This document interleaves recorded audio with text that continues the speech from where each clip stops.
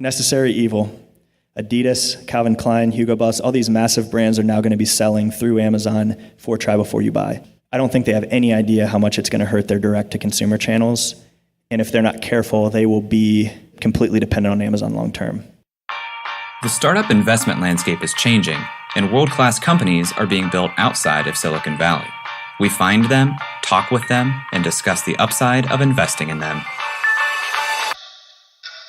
Welcome to Upside. Woo!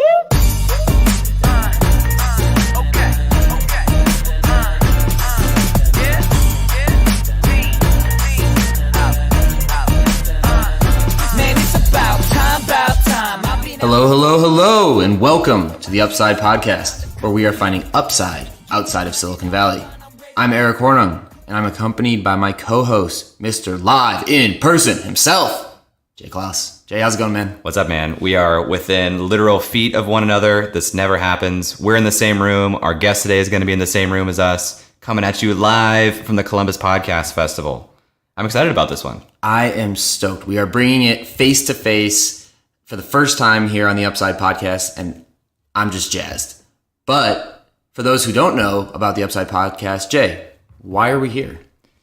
Well, Eric, we are here to talk to founders outside of Silicon Valley. Upside is a podcast about those founders and the businesses they're building because we fundamentally believe it's a wonderful time to build world-class companies outside of Silicon Valley for a lot of reasons, but this show focuses a lot on the founders who we believe to be very intelligent, opportunity-seeking, capital-efficient individuals.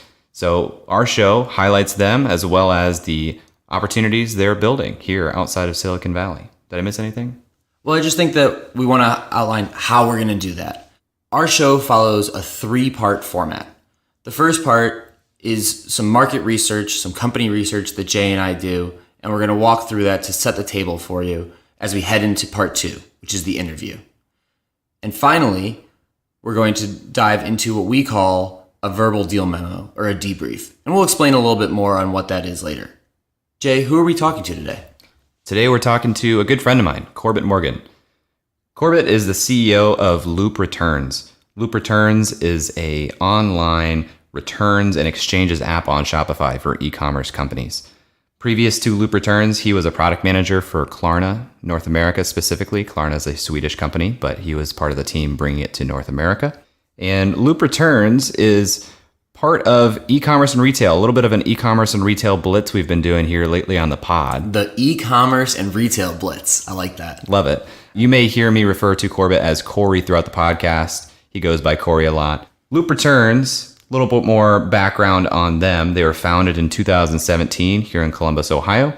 They've raised $500,000 in funding to this point from Mainsail Partners, Birch Creative Capital, BridgeScale, and Nadavon Capital Partners, if I'm saying that correctly. We've got some interesting points of data here, Eric. Do you want to kick us off with some of the research that you have found on Loop Returns or the industry? Yeah, so when we look at market size, it's kind of a tough thing to pin down because the market is returns and exchanges. So that data is inherently not captured anywhere. But if you look at online retailers, the average guess around the industry is that between 25 and 40% of all purchases are returned. So if we look at overall market for total e-commerce in the United States, which is about $400 billion, and we just take a third of that, or let's take a quarter, because the math's easier. And I know that Jay's a big math guy. Not a math guy. Let's say that the market then is about $100 billion market of gross merchandise value that's going through the system. I think that's a fair way to look at it. Jay, have you done any additional research into kind of the market trends in this space? Definitely. So as you and I have become more and more educated throughout this e-commerce and retail blitz, we have gotten a pattern of feedback that returns and exchanges is just a monster of a problem in the e-commerce space. When we spoke with Webb recently, he mentioned that returns are one of the top expenditures for any e-commerce company. And if you can reduce returns 5 to 10%, you're saving hundreds of thousands of dollars at scale for these large companies. So another trend line that I saw was there's a contributor for Forbes, Steve Dennis, who is formerly an executive at Neiman Marcus. He was saying that they worried about returns quite a bit. And just like you said, that 25 to 40%, even the previous world of retail, before there was e-commerce, Land's End, Victoria's Secret, and Neiman Marcus were experiencing return rates of over 30% when it was just catalogs. And so what you see now is with players, mostly Amazon, coming into the space and really making customer service the center of what they're trying to offer, it's forcing these e-commerce companies to really offer returns and exchanges as a free service. And that pressure to have that customer experience is a very expensive thing to do, because what you find as an e-commerce customer, these customers are buying multiples of one item just because they're not sure their size and they know they can return them for free. And so that costs the system having to ship something to a customer and then facilitate the return of several items as a free service to that customer becomes very, very costly. So when we look at the competitors in this space, it's obviously a big problem. So we expect there to be a lot of competitors. And we look just at direct competitors for loop returns. We find that there are dozens when you search returns as in terms of applications on the Shopify App Store. But big problems are going to have a lot of competitors, and we're looking forward to hearing about what Loop Returns is doing to differentiate themselves in a crowded space. What you also see on that platform on Shopify, you see a lot of these competitors are offering a free product, and Loop Returns is charging $99 per month. So it's clear to me that even as just a positioning exercise, they're really trying to differentiate themselves as a premium partner in the returns market for Shopify e-commerce companies. Well, are you ready to jump into this premium interview? I'm ready. Let's do it. Let's do it. All right.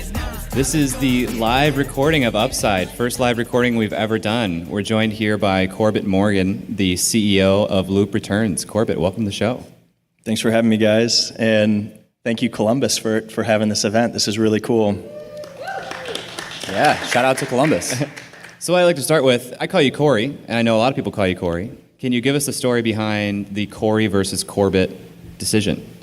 It only took a few years of elementary school of teachers mispronouncing my name for me to find something that was simpler. Corey was such a prominent name in the 80s. Corey and Topanga, Corey Hart. So shortened to Corey. Moved away, kind of in my professional life. I was out of Columbus for a while. Corbett is my real name. So went by Corbett, then moved back to Columbus, and there was just mass confusion. People I was working with that had known me from the past, Corey, Corbett. So I typically go by Corbett professionally. All my childhood friends know me by Corey. Most of my family calls me Corey. Either one works, whatever's easiest. Most of your family calls you Corey, and they know the truth. Yeah, they know the truth. Best friends call me Corbett. How did people mispronounce Corbett? Did you get Corbet? You get silent T's sometimes. Corbett is like a pretty, it's just confusing. So back when you were Corbett or Corey, I'm not really sure when the change happened, but can you just kind of tell us about you and your development and how you kind of came into Loop Returns? Just give us that little background story. Yeah, I asked for a lot right there. That's coming in hot off the top. Gosh, where did I first? I feel like when I was a kid, I was always thinking about ways to solve things and solve problems that I cared about solving. My first memory of inventing something was a biodegradable trash bag when I was in elementary school. Then it was just, constant ideas, not really knowing what entrepreneurship was, more so just, hey, here's a problem and I want to solve it. Went to Ohio State, actually studied chemical engineering, and I don't even know how I got involved in startups. I mean, I wasn't in BBC. I was on the track team at OSU, and that pretty much monopolized my time between that and class. But I had an opportunity to go and work in China for a year, and didn't have eligibility when I came back to school because I wasn't in school. And I've been working for a year. I don't want to stop working. Why don't I leverage this to just keep working and finish class and make some money on the side? So I started working at Fisher College of Business doing research for tech that was developed in the labs. I mean, OSU was making this massive push towards commercialization. They have been historically very, very bad at it. They brought in this guy from Utah who's really successful at it. There's a lot happening there. I'm like, okay, I like solving problems. This seems really interesting. So basically just reading through patent filings and trying to find market applications for some of the tech that was developed at OSU. Did that for a couple years. Ended up in this, group with two people that were trying to build startup companies to then spin them out of university. And that was just, I think, over time, constantly pushing to try to get more and more and more in that role as like a student intern. And finally they gave up and were like, fine, can work in this group. Like, just stop asking. And that was amazing. So that's when the kind of light bulb went on. And through high school, through college, I also got an econ degree. And I'm like, I want to be a venture capitalist. That's all I thought about. And had no idea what that meant. And there's a guy, and this is like, I'm already in this echo chamber of long-windedness, but there's this guy at OSU, and a lot of people in Columbus know him, Dan Rockwell, who is he is a wild, fantastic, brilliant guy, and really calls people, are we allowed to cuss on this? really calls people on their, and he's talking to me, I'm like, yeah, I want to be an investor. He's like, what? You don't even know what that means. Like, if you want to do that, you should learn how to build a company. And I, leveraged some of these connections I made at OSU, went out to San Francisco, interviewed with a few venture capital funds, and really was thinking about like clean technology. And I was really passionate about that, still am. But the thing that struck me at OSU was I would need to raise $10 million, have a killer idea, and have way more experience than I do to start a clean tech company. I've seen how, not easy, but how possible it is to start a software company while at OSU. And I got a few offers in San Francisco, but also got feedback from this guy who started a fund there and teaches at Stanford Business School. And he said, hey, I think you're smart. I think you could, work in investments, be an associate, but you should really learn how to build a company. And it's an experience that you won't, if you go and do that, you won't regret it, I promise you. So I'm like, okay, enough data points lining up. I don't know what company I'm going to start, but I'm just going to try to start a company. So I jumped into this opportunity, Skyhouse, from like a startup weekend, actually. And it was, you guys cut me off if I'm going to, I'm really laying it out here. This is great, so Okay. just keep on going. All right. If I start losing you guys, just say, hey, we're zoning out. But Skyhouse, and it was called Lighthouse at that startup weekend. It was this idea of location-based file sharing and really targeted at conferences, convention centers. You could share files with attendees. I'm like, okay, this is cool. One startup weekend. I'm like, I've learned how to maybe get this from A to B while working at OSU. So the guy who had started that was leaving and taking a full-time job in San Francisco, I think at Cisco, and wasn't really interested in running with it. So I'm like, what the hell, let's go for it. And there are still a couple people from that startup weekend team working on it, and we're passionate about it. Starting something with a team, and that's something I've learned in the last few years, having a team instead of just going at something and then trying to assemble a team, if that makes any sense. If you can start with a talented team, always go that route because you need it. It's also pretty rare for a team to continue after startup weekend. Yeah. The global rate is 12% globally. 12% of teams will continue after. We also have this startup weekend guru here, so. Yeah, Jay, maybe for the audience or people who aren't familiar with Startup Weekend, can you give a quick 15, 20-second pitch on what that is? Yep. Startup Weekend is a 54-hour event for individuals to learn how to conceptualize, validate, and build a startup company. And you do it from Friday evening all through basically Sunday afternoon, at which point you pitch an MVP to the judges and they choose some winners. But it's really meant to be a microcosm of experiential education into entrepreneurship. So yeah, was at Startup Weekend, saw the idea, went and talked to the Columbus Blue Jackets as a first customer, and like really quickly saw this opportunity to basically use a back-end like file upload CMS to build mobile applications for events, anything that has like a transient audience. So I don't need a Blue Jackets app on my phone all the time. What is like an experiential in the moment at the game? What what content can I have in the palm of my hand that is meaningful? And this was 2013. So building a mobile app was still really expensive. Like if the Blue Jackets wanted to build an app, it's going to cost them $100,000. And we went and said, the light bulb went on, and it's like, wow, ultimately all these apps are just some native iOS functionality that is shared across all these apps, and then like a file at the end of a nested structure.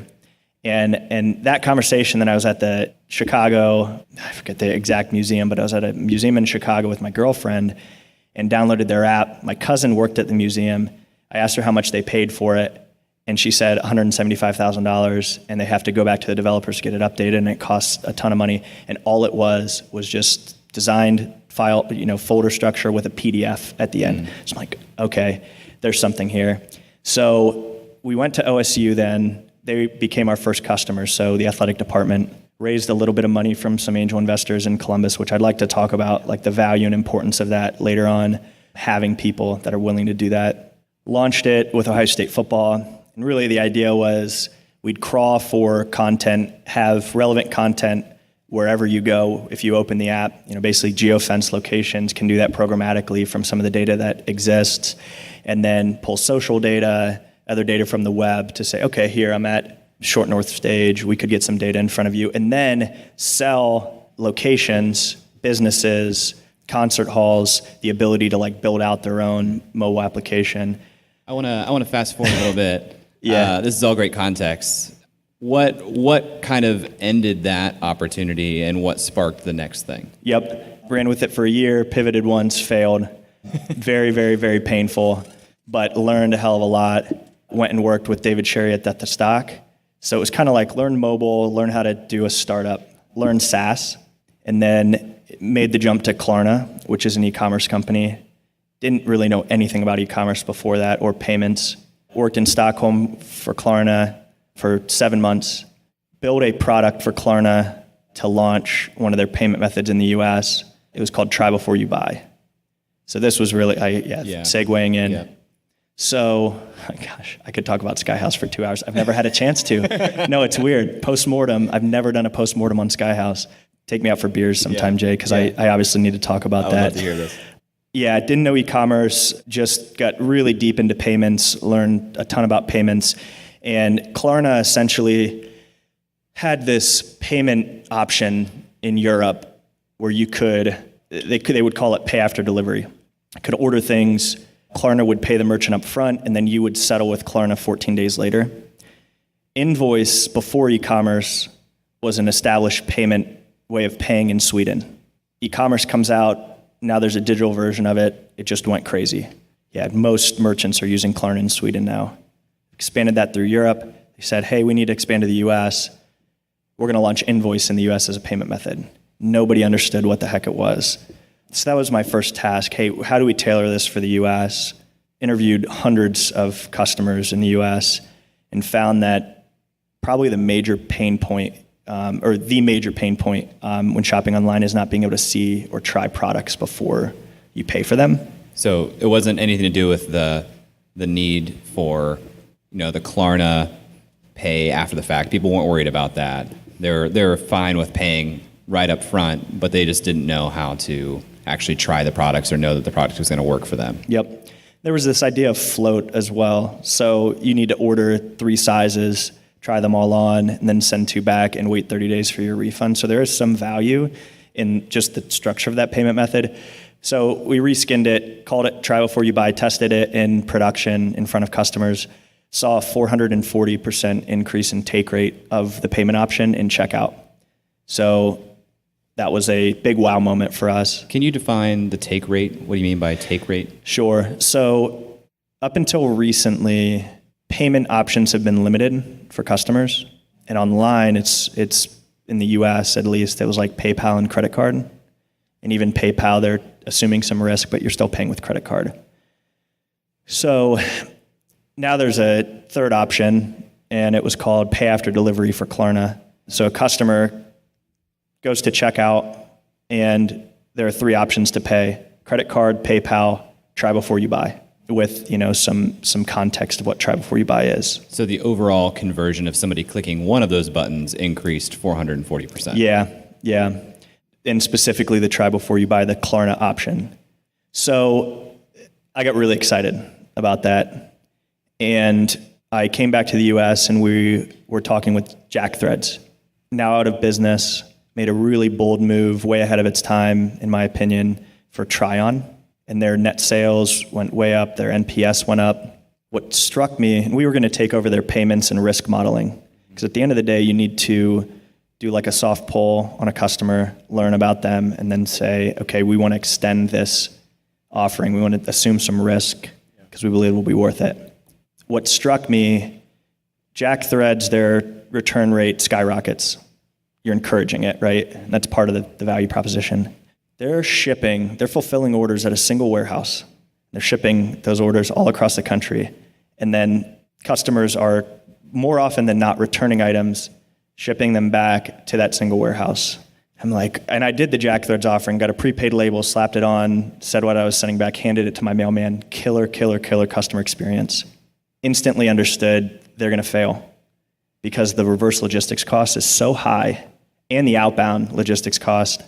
And realized, okay, try before you buy is the best customer experience, but there's some infrastructure that needs to be built to support this. So Klarna actually said they didn't want to pursue this in the US, try before you buy. They were instead launching like a revolving line of credit offering, had really been struggling in the US, said we only want to focus on one product. And I thought, I love this product. I think this is going to win long term in the market. I want to build this on my own. That's awesome. And so from there, you've learned a lot of product, you've learned a lot of software, you've learned this product that you're personally interested in as far as the returns process. How did you then take that idea and say, did you go pitch it to a different company, or tell me about the beginning of Loop, how you got into Loop? Yeah. Made a deck for Try Before You Buy, sent it to Jonathan Poma. If not the person I admire most, one of them, just brilliant guy, lucky to have him in Columbus. Knew him from, met him in college through Nick Seguin, a guy that seems to have connected everyone, at least me to everyone, that has been a meaningful connection in my life. But made this 10-slide deck and said, here's how Try Before You Buy is going to work. You work with Chubby's, one of these like premier brand merchants. Everyone knows them. If they try a product and it works, everyone else follows. I want you to introduce me to them. I want them to be a beta customer for Try Before You Buy. Calls me late that night and says, man, this is killer. I believe in it. You need to nail returns, and I really want to show you this product we built for Chubby's. Poma runs an e-commerce agency here in Columbus. Got lunch, demoed the product. Between the Jack Threads interaction, the things I learned at Klarna, just the dots all connected. And it really was, not to sound corny, but it felt like a destined opportunity. It just was this huge door that opened, and I'm like, okay, I have to walk through this. I have to run through this as quickly as possible. And can you give me a sense of the timeline, what year this was? Yeah, this was January 2017. Rocket Code, the e-commerce agency that Poma was running, had built this software for Chubby's about 2.5 years ago. It had gotten crazy good results. There was nothing like it that existed in the market. And he was trying to run Rocket Code and trying to figure out how to commercialize this. And just, the sequence of experiences, I just knew exactly how we commercialized it. And I think I brought that insight to the table. So we took the software, spun it out. The 3 engineers that had built it at Rocket Code basically spun out with the software. We incorporated a new company in April 2017, so about 1 year ago. Raised a little bit of money to build a Shopify integration. And why'd you pick Shopify as the first place to go? Yeah. So even if independent of Rocket Code and Chubby's, Shopify would have been the right bet. And I think it'd be interesting to talk a little bit about that. Poma knows as much about Shopify as anybody in the world. Shopify is growing like crazy right now, and Chubby's is also one of Shopify's early adopter premier brands. And at this point, Rocket Code was growing like over 100% per year for John. Rocket Code was growing, yeah. And that was on the back of the Shopify growth. Yep. And then Rocket Code got acquired last year after you guys were incorporated That's right. Yep. by BVA, Brand Value Accelerator. That's right. Yep. So BVA is the biggest Shopify agency. And we'll talk about this a little bit more later as well. But if you wanted to build an e-commerce storefront 15 years ago, it would have cost you $200,000 just to even get the infrastructure ready, let alone optimized killer customer experience. Platforms have emerged. You can get up for $30 on Shopify and have all of the infrastructure on a subscription. But because of that, none of these merchants, brands, have in-house development and engineering. So Shopify's done a great job of building an ecosystem of agencies, third-party solution providers, connecting them to brands to do all the development work. So that's what Rocket Code did. Big brands get referred from Shopify. They come say, hey, we really want a subscription box, service. And Rocket Code builds it. So BVA is the biggest agency on Shopify, acquired Rocket Code. I'd say more accurately, acquired the people at Rocket Code, John being one of them, Jonathan Poma. And now Jonathan's the CEO of BVA. So we still share office space with them. They're a partner of ours. But yeah, there's a lot happening in e-commerce in Columbus that I don't think a lot of people know about. I keep saying this, but something I'd like to talk about too. And this is shocking. Jay, did you know that e-commerce was invented in Columbus? No idea. How is that, like an L Brands thing? It's a CompuServe thing. Yeah, kind of history of e-commerce, I think would be interesting to talk about if we have time. But Jay and I right now are on what we're calling our e-commerce blitz, because we're doing like three e-commerce companies kind of in a row. You building on Shopify? Are we building on Shopify? Yeah. No, sorry, we're not blitzing to build a company. We're blitzing on Upside, talking with companies in the e-commerce amazing. space. Okay, is this the kickoff? No. Okay. But sometimes the non-kickoff might be the best place to get a little bit of history. So maybe if we could jump a little bit into the history of e-commerce, I think that would be fascinating. And then I want to get to where Loop is today. Yeah. Right before we hit that, can I one closing question here Sure. on this spin out? So you guys incorporated. What does that look like for your structure of Loop with BVA or Rocket Code? Are you guys like a wholly subsidiary company? Yeah, so I think something really important in building a company is the people building the company need to have ownership in the company, especially in the early stages when you need to be scrappy and you don't see light at the end of the tunnel. Mm-hmm. So Loop was not part of the transaction for BVA, but the former operators of Rocket Code are a partner still in Loop. Chubby's, spent a lot of money to iterate through the first couple years with the software.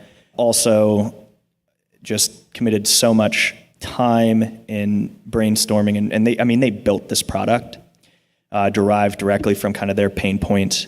So both Rocket Code and Chubby's are still partners in the business, but kind of the operators and I wouldn't consider myself a founder. The three engineers are certainly founders, but part of that deal and me agreeing to do this was that we're operating as founders of this business from like a cap table structure and everything else. So still partners, but yeah, structure was interesting. I will say that. To borrow a term from one of our previous episodes with Nick at Script Drop, you guys kind of started off on second base having Chubby's as a customer. Absolutely. From the beginning. Absolutely. All right, Eric, turn it over.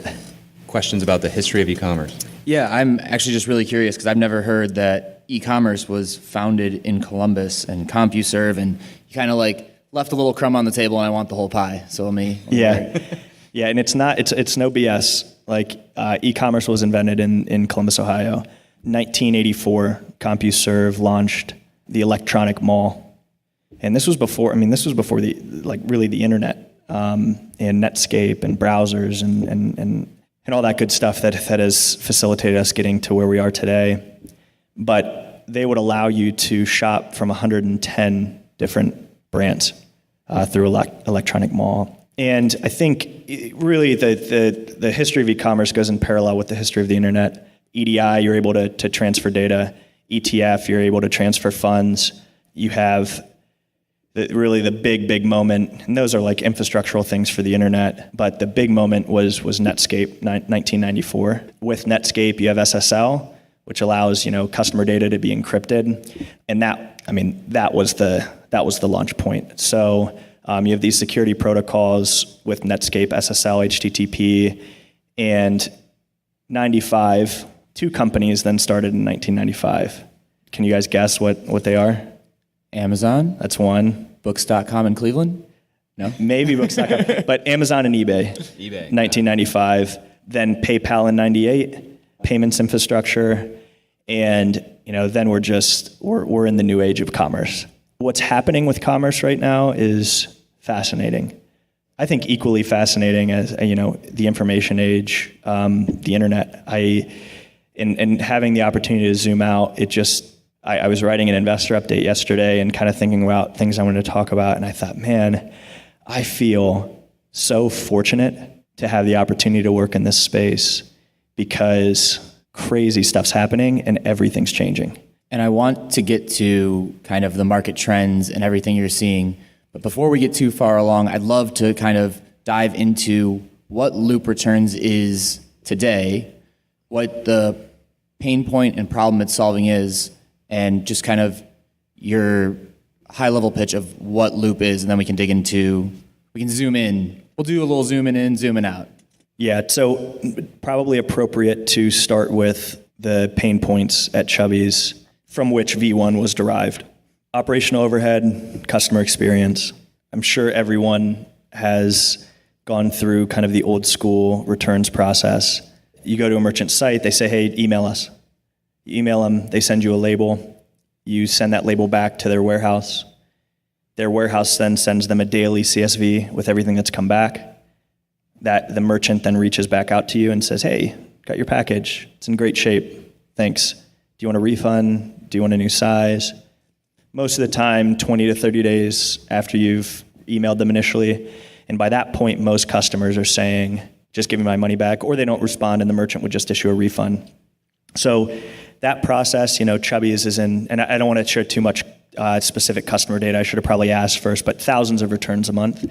And just the operational overhead associated with that, 3 full-time employees in San Francisco to just handle returns and exchanges. So they said, this is not sustainable as we scale. We got to automate it. Here's how we think we can do it. And then customer experience, 25 days on average before the customer gets a new product or refund. Launch V1, cut the man-woman power down to 1 hour a day for one person, and cut the full return cycle time down from 25 days on average to 6 days on average. And this is 3 years ago. So, can you walk me through how that product experience looked for the customer? essentially, you still go back to the merchant site. Something that is really interesting for us to solve for long term. That why don't you just have a single app where you return all your stuff online? But kind of big opportunity in the future for us. But you still go to the merchant site, you click returns, it links to our portal, and then we have all this data from Shopify about your order.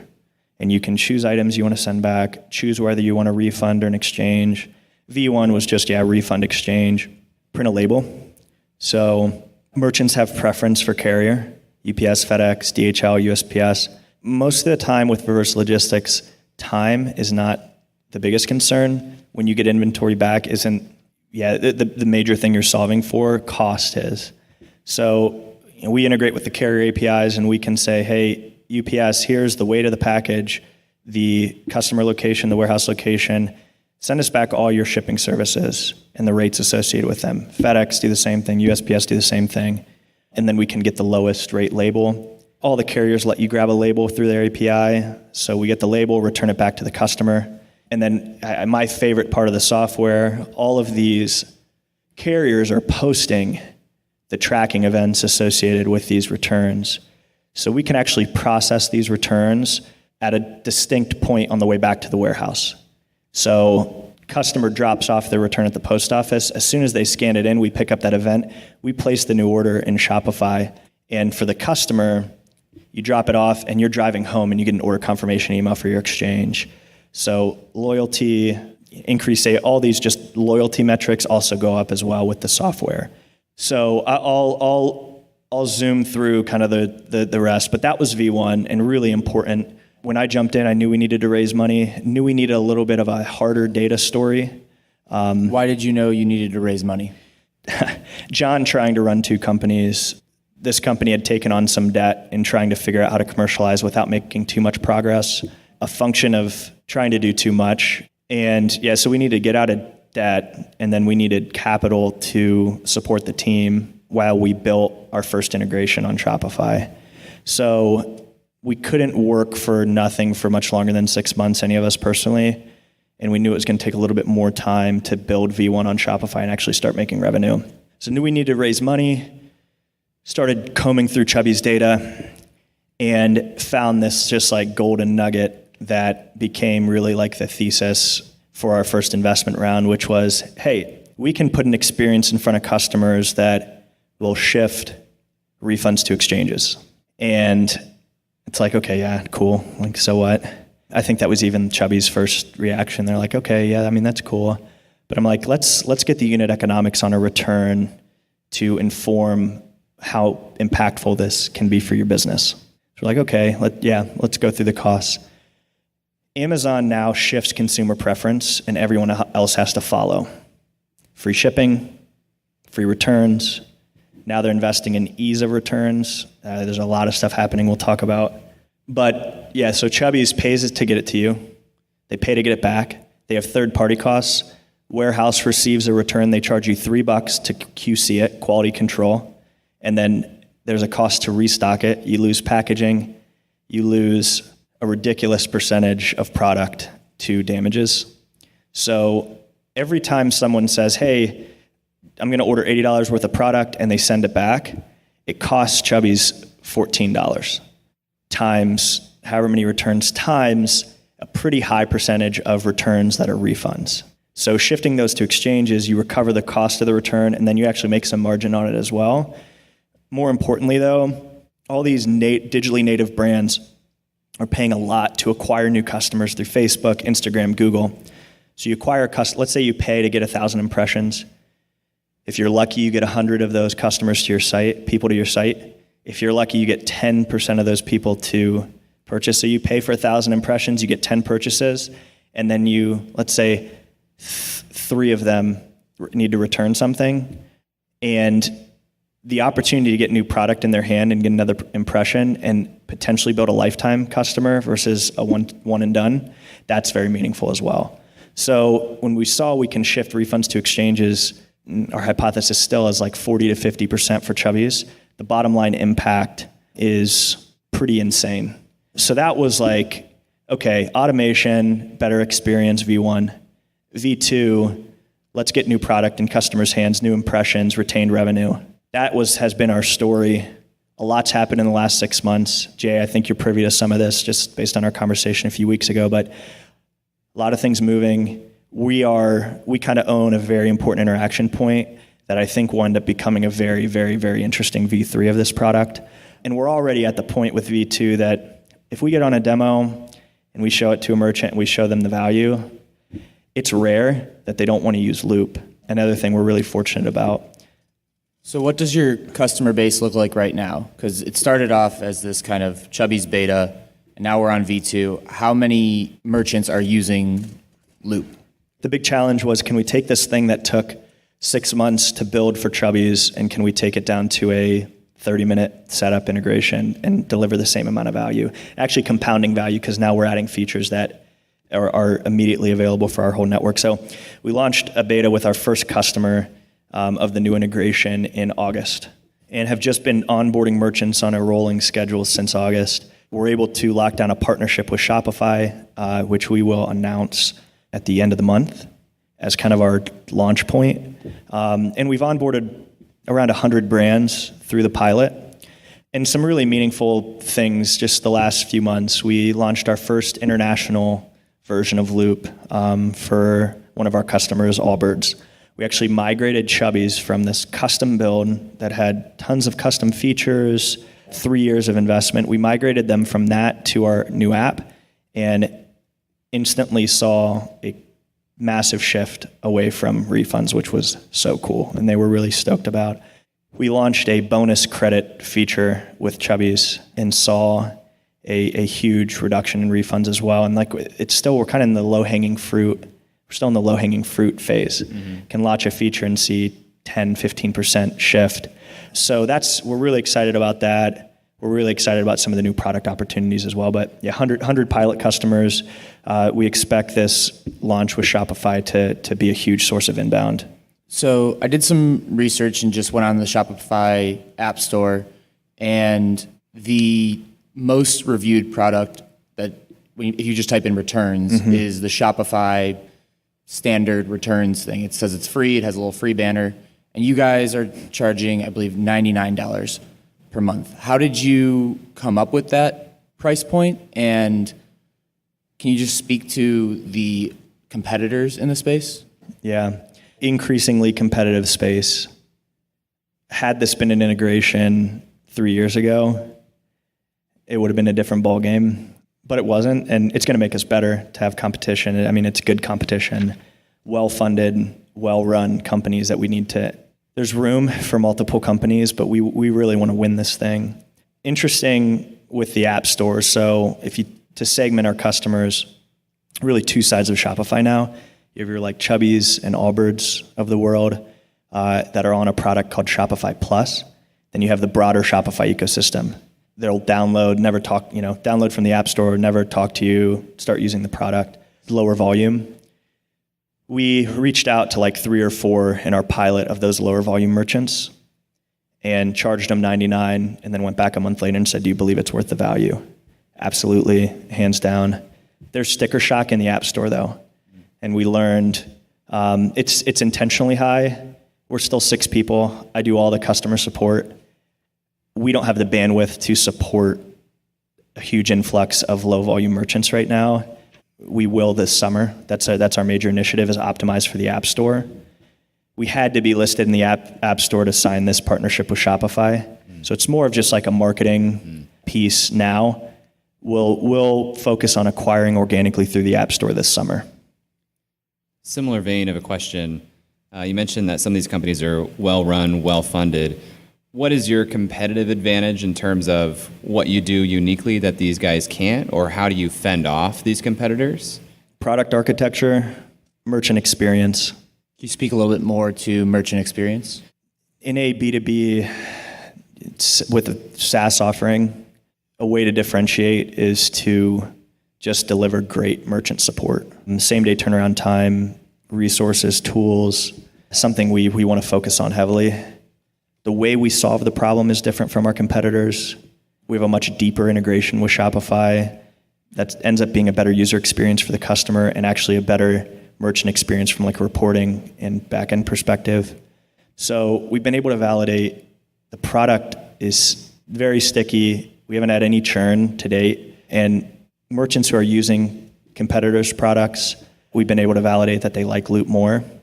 So we just need to really focus on selling. I think the product is there, which is awesome. Now we got to figure out how to sell it and get distribution really fast. It sounds like from the way that you describe the Loop Returns product, you are extremely customer focused, because almost everything that you've mentioned in terms of a metric has been, how does it help the customer? How does it help the company? What pain points is it solving? Are there any KPIs for our audience, key performance indicators that you look at more on the internal side? Yeah, so embarrassingly, we have not had much time to measure and iterate based on KPIs. It's something I'm honestly ashamed of, because I have been a product manager, and that is core, but things have just moved so darn fast over the last year. We know what those KPIs need to be, but we have not had the time to build the framework. And we've mindfully made that decision and prioritized other things. Very, very important with our formal launch that we build that framework and we iterate based on the data we're getting back. What do you think some of those KPIs will be? Yeah, so with a B2B2C product, you have to define what are your values as a company. And I think taking a long-term approach to what experience are you optimizing for. For us, we need to be the advocate for the end user. which can introduce conflict with the merchant. But ultimately, we believe if we optimize for the customer, the merchant benefits. So our two major KPIs are NPS, so customer experience, and retained revenue. And where this becomes really interesting is, what if you release a feature that cuts down retained revenue, but increases customer experience? So one thing that I think is very important is to actually define a value function, something that and something that you plan to live by.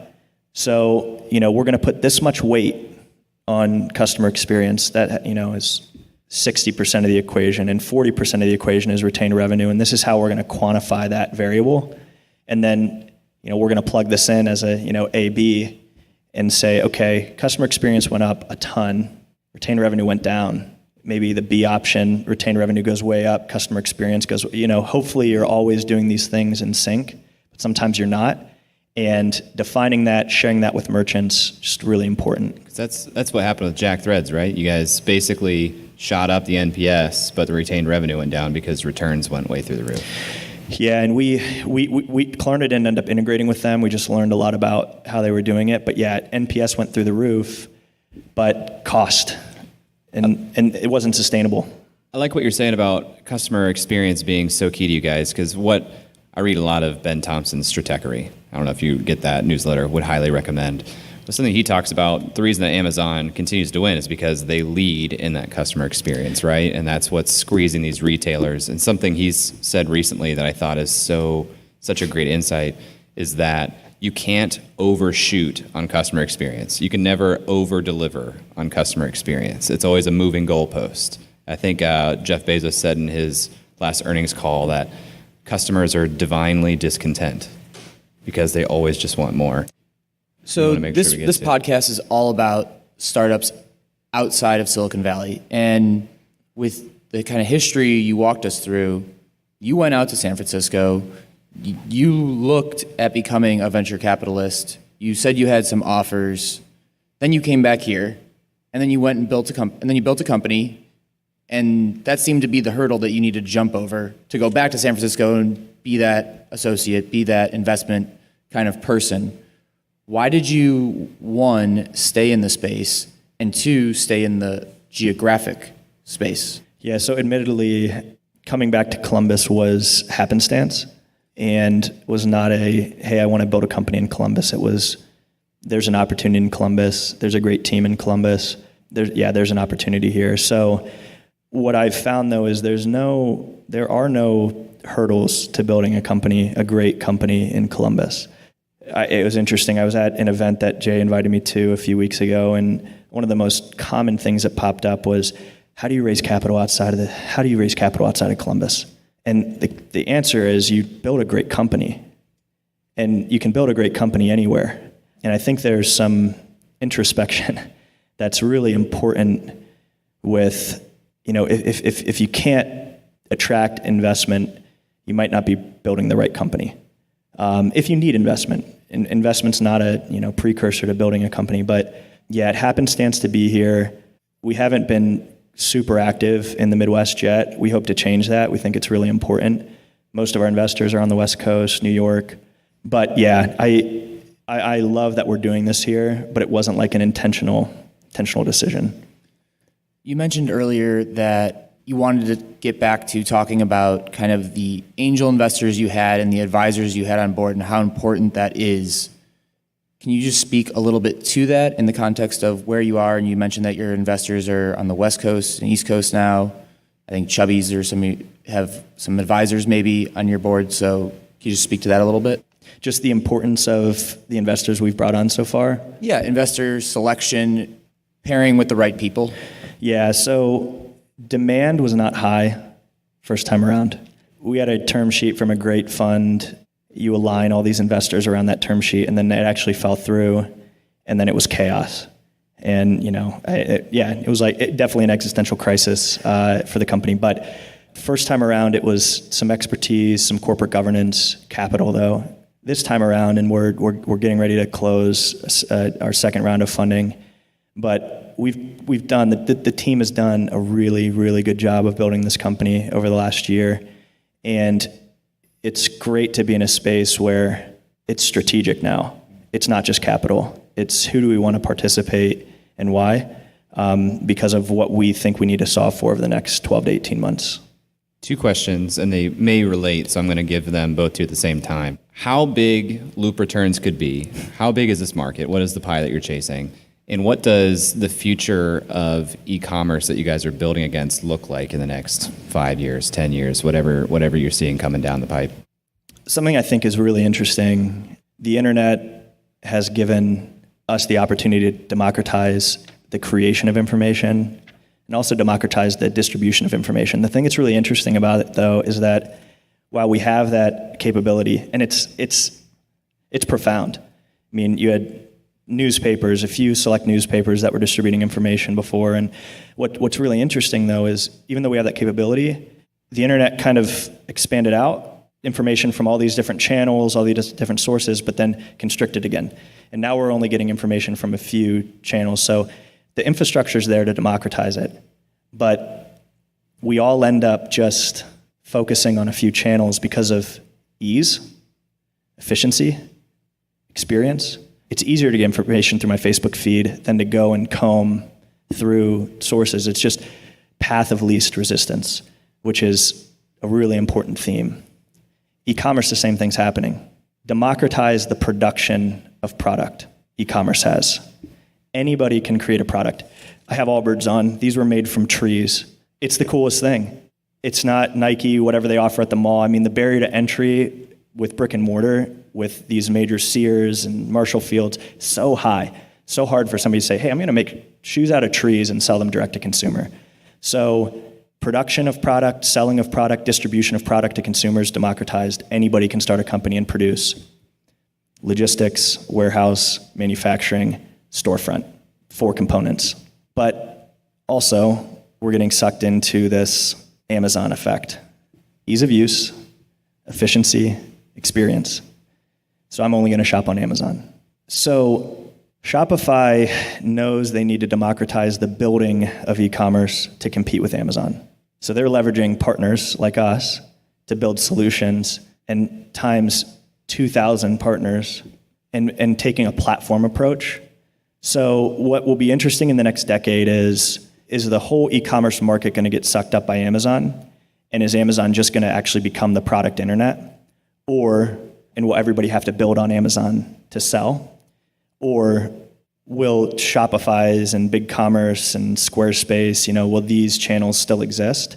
And I don't know the answer yet. What I do know is we have to work really hard to solve a pain point as quickly, if not more quickly than Amazon, and equip non-Amazon sellers with that technology to compete with Amazon for consumer preference and customer experience.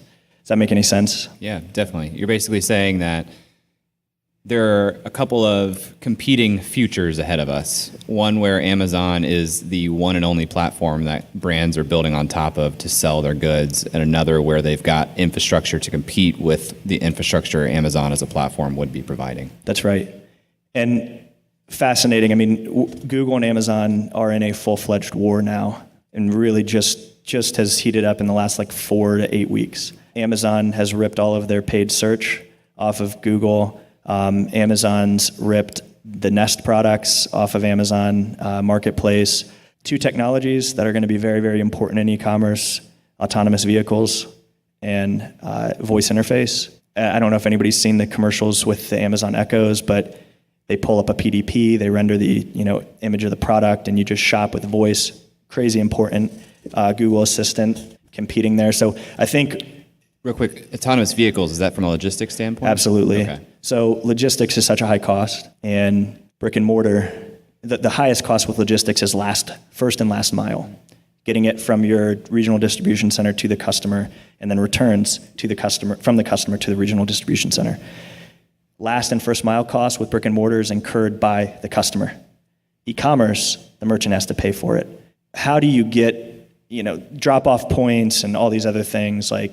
It's novel, but at the end of the day, customers want things delivered in their house, and they want to be able to leave a package and say, take it back to Amazon and give me my refund. That's the best Bezos, best customer experience. So that has to happen through autonomous vehicles. Otherwise, the cost is just going to remain astronomical. That's how Google or Amazon wins commerce. Commerce is shifting to online. Google's threatened. 65% of product searches, 70% of product searches are originating on Amazon now. So Google's going to be impacted. Google needs partners like us at the end of the day, Shopify, to kind of compete with this Amazon shift.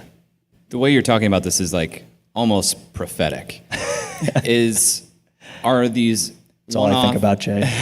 Are these one-off brands as aware of these competing futures as you are, or do you see that you're looking around a corner and you kind of have to help preempt and warn these different players? Both. Amazon launched Try Before You Buy in August. Select markets are scaling it now nationwide. The turnaround time from a beta with a big company like this to scaling nationwide is insane. Amazon's just so good and so hard to compete with. Necessary evil. Adidas, Calvin Klein, Hugo Boss, all these massive brands are now going to be selling through Amazon for Try Before You Buy. I don't think they have any idea how much it's going to hurt their direct-to-consumer channels. And if they're not careful, they will be completely dependent on Amazon long term. So I think they know, but I don't think they know how significant this could be for them and their dependencies if they're not careful. All right, Corbett, thanks for joining us. That was awesome. I wish we had more time because I would love to dive into more of that. I feel like we could have talked for another 2 hours. That was fascinating. Yeah. I'm here, guys. Anytime. Cool. Well, for the listeners, thanks for listening. If you have any thoughts for Corbett, tweet at us at UpsideFM or email us hello@upside.fm. We'd love to hear from you. We'd love to get a review on iTunes if you love the show. Corbett, last thing, if the users want to follow you or find out more about you or Loop, where should they go? Yeah, so LinkedIn is my single channel, just Corbett Morgan on LinkedIn, and then Corbett at loopreturns.com, Corbett. And would be glad to get emails from people that happen to listen to this. Awesome. Thank you. Yeah, thank you guys.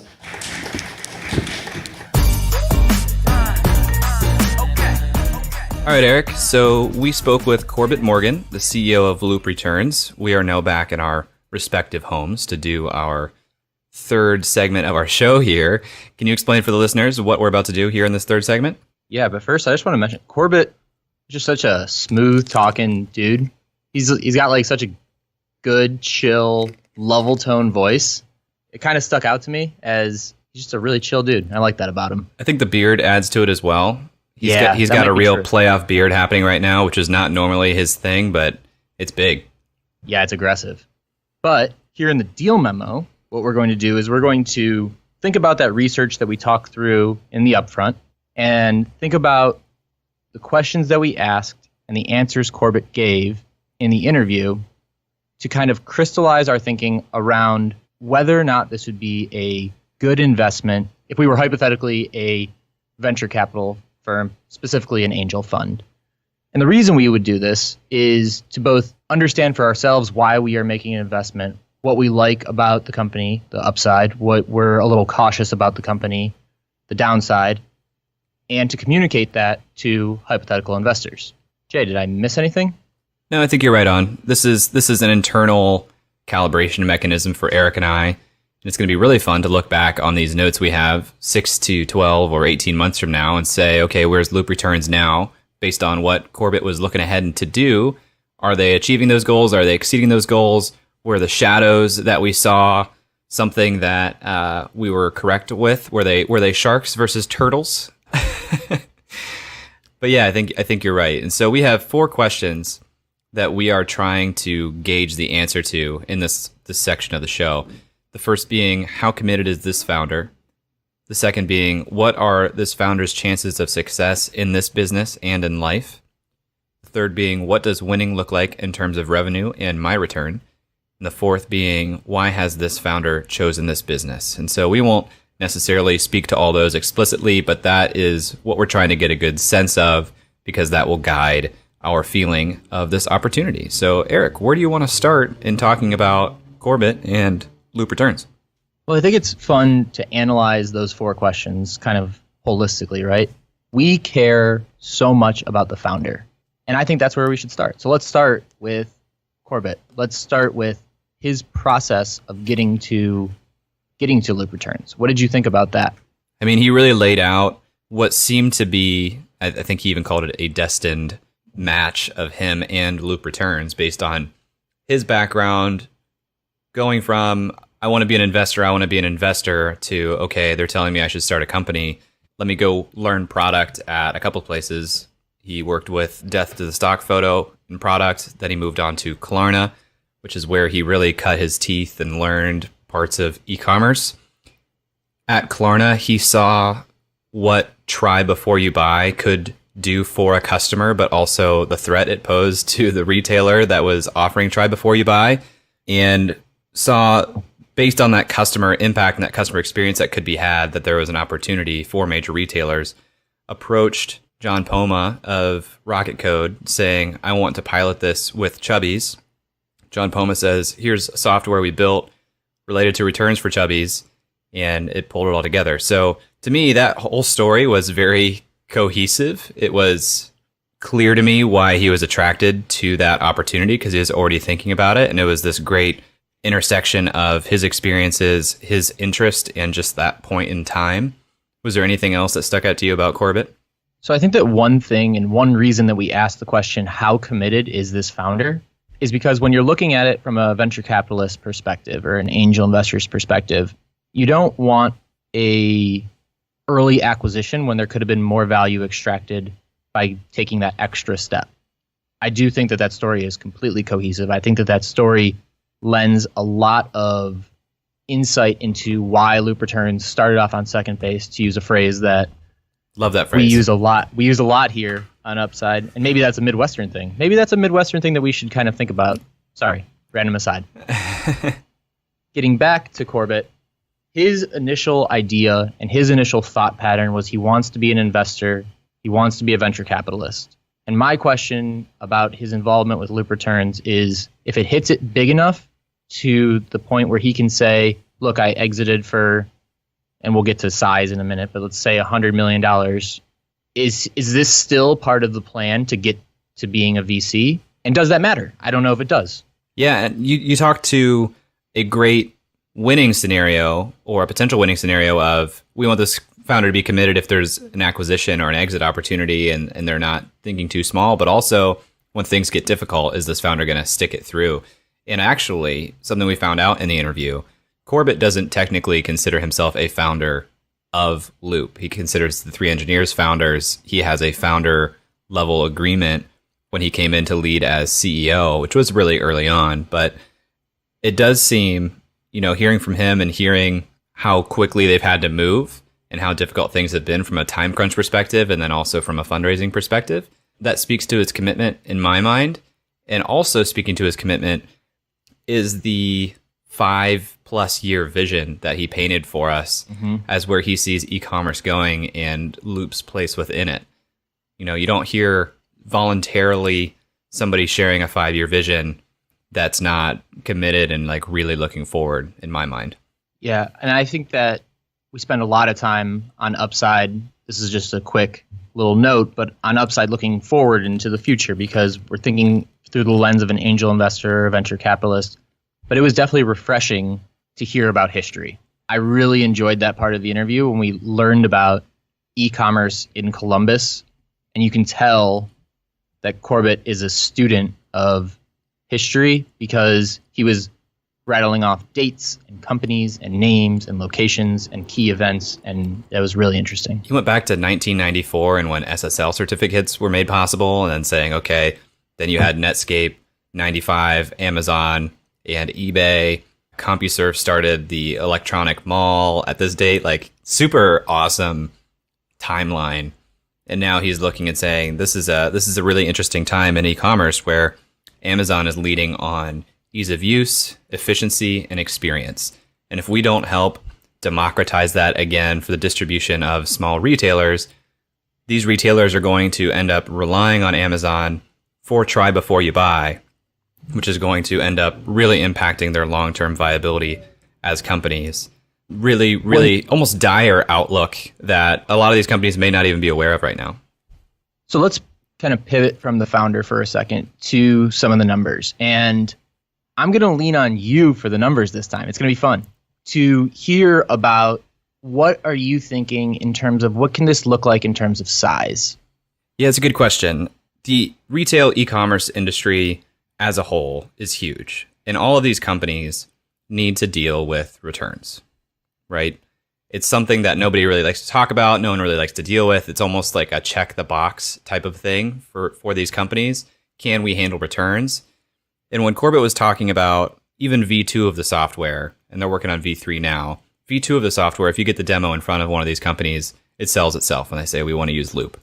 He says we have the $99 per month beta out there. Every customer who's used it says, yes, it's worth the $99 in an increasingly competitive space. So I think, this always comes back to how big is your fund and what are the economics of your fund that you're investing based on how big the opportunity has to be. Yeah. To me, it sounds like a pretty big opportunity in returns alone. And he's talking outside of returns. He's talking to logistics and the future of, autonomous first mile, last mile, exceptional returns experience. I'm looking for my notes. Okay, so I've got $400 billion market size with a return rate of 25 to 40% in e-commerce, and 8 to 12% in-store return rate. So, to me, market size is huge. This is an increasingly competitive space. He said that they are competing on product architecture and merchant experience, which I like that. I like that view because, again, he's serving a couple of customers, right? He said he ultimately has to be an advocate for the end consumer, but also, needs to make this something that the merchant is enjoying. And what I really liked was his talk on their KPIs. There are two KPIs, the first being NPS, Net Promoter Score, the second being retained revenue, and acknowledging that those things can be at odds at times with each other based on certain product feature releases. Would you have any thoughts on his KPIs or anything I missed on the market size? I really enjoyed his take on KPIs as well, because my thought would be the logical KPI is GMV, or gross merchandise value. But they kind of took it to second level thinking with their retained revenue look in. And I think that might be a function of dealing explicitly with Chubbies as their beta user. When I think about the market size, I think 25% returns, let's be conservative, on a $400 billion market means that the face value of returns is probably something around $100 billion. If you can turn that market from returns to exchanges, and that is just valued solely at the $15 of incremental shipping that you would need, I think that's a huge win. I think that the increase of lifetime customer value for these companies is a huge one. I think the decrease in operating expenses for having people actually work the back end and checking those envelopes and doing all of the things that you have to do in the current manual process is a win. So I don't know what I would put as a value on this in terms of a potential exit, but I do know that the opportunity is massive, especially since we have that kind of Chubby's case study. And a couple more numbers that he gave to that case study with the golden nugget that he referred to as shifting returns to exchanges. The example he gave was that $80 of returned product costed the company $14. They just ate the cost of $14 to return $80 of product. Whereas if you shift that $80 to an exchange, they not only cover the reverse logistics cost, but they make a little bit of a margin as well. So that's really big if their play is helping to shift returns to exchanges. And on the merchant experience point we made a little bit ago, it said V1 of the product, which is 3 years old at this point, cut the manpower down to 1 hour a day for one person to deal with the back-end exchange logistics, where previously it was 3 full-time employees handling that all day, and also shifting the entire return cycle from 25 days to 6 days for the customer experience. So they're on a good path for achieving both merchant experience and end user experience to be very positive. The thing that I'm most excited about for Loop is something that Corbett mentioned, but we didn't really dive into. It was the idea that he almost said offhandedly about there being one app for all of your returns and exchanges, no matter where you shop. he very like frustratedly flew past that. He was like, that's a thing that I just want to do, but first. And it seems like that is exactly what Loop Returns could be as they continue to grow. And if they become that app that, as an e-commerce site, you have to be signed up for, because the e-commerce economics just don't work like Shopify does, right?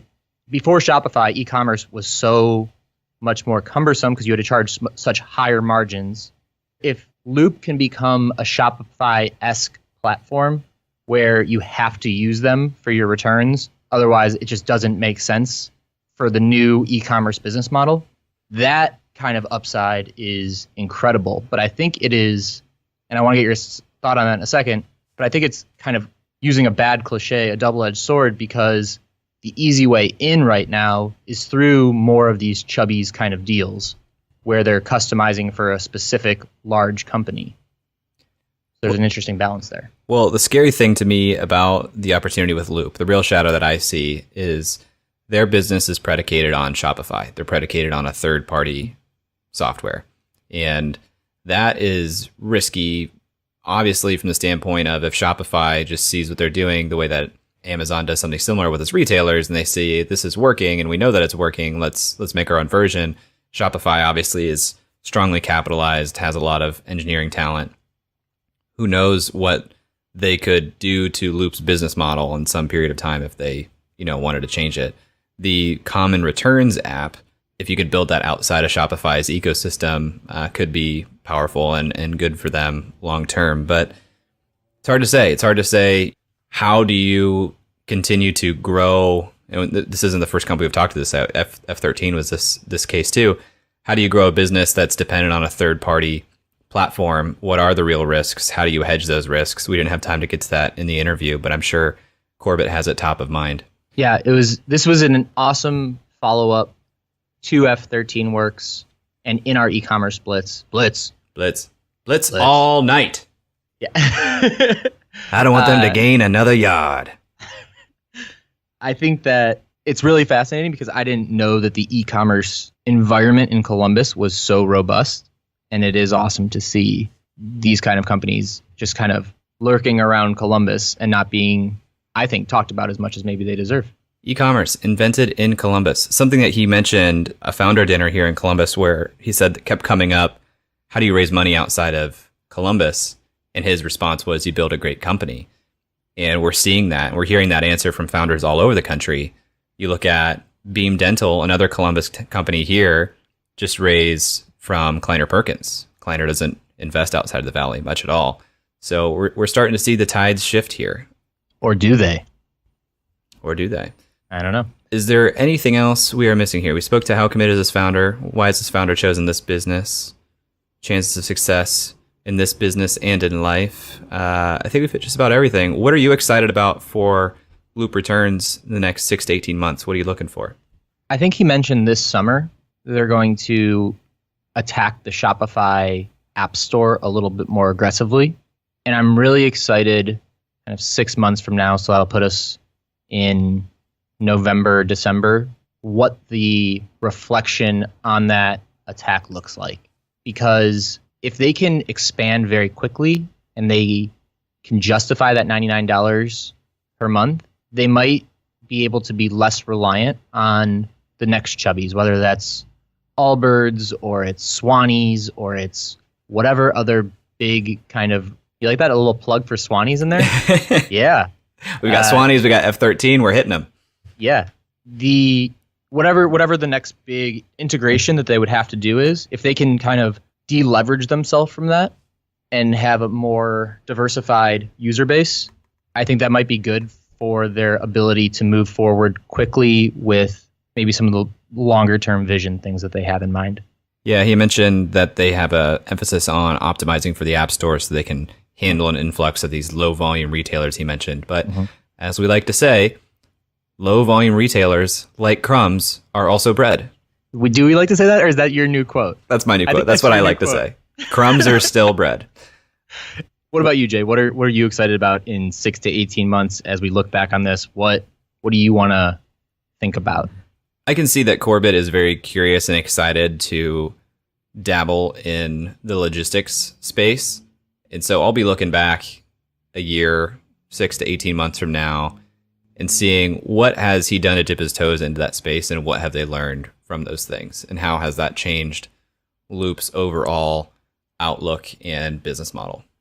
All right, well, that's it for this week. We'll be back here next week. If you guys enjoyed the show, we'd love to hear your input on Loop Returns and what you think of Corbett's business here. Tweet at us at UpsideFM or email us hello@upside.fm. We love reviews and ratings on iTunes on the show. It helps us a ton. It helps us bring in good guests. If you're enjoying this, please go over to iTunes and leave us a rating and a review. We'd really appreciate that. And I'd also like to mention Breaker, our preferred podcast listening app. If you comment or like on Breaker, Jay and I will be there discussing the episode and answering any questions. Look forward to interacting. Love it. Love Breaker as a social podcasting app. All right, Eric, I will talk to you next week. That's all for this week. Thanks for listening. We'd love to hear your thoughts on today's guest, so shoot us an email at hello@upside.fm or find us on Twitter @UpsideFM. We'll be back here next week at the same time talking to another founder in our quest to find upside outside of Silicon Valley. If you or someone you know would make a good guest for our show, please email us or find us on Twitter and let us know. And if you love our show, please leave us a review on iTunes. That goes a long way in helping us spread the word and continue to help bring high-quality guests to the show. Eric and I decided there were a couple things we wanted to share with you at the end of the podcast, and so here we go. Eric Hornung and Jay Klaus are the founding parties of the Upside podcast. At the time of this recording, we do not own equity or other financial interest in the companies which appear on this show. All opinions expressed by podcast participants are solely their own opinion and do not reflect the opinions of Duff & Phelps LLC and its affiliates, Unreal Collective LLC and its affiliates, or any entity which employ us. This podcast is for informational purposes only and should not be relied upon as a basis for investment decisions. We have not considered your specific financial situation nor provided any investment advice on this show. Thanks for listening, and we'll talk to you next week. Never mind, bro, that can't be matched. I'm lighting it on fire, used to run victory laps, and still I'm not even tired. It's all about the timing, yeah, that's what they say. Well,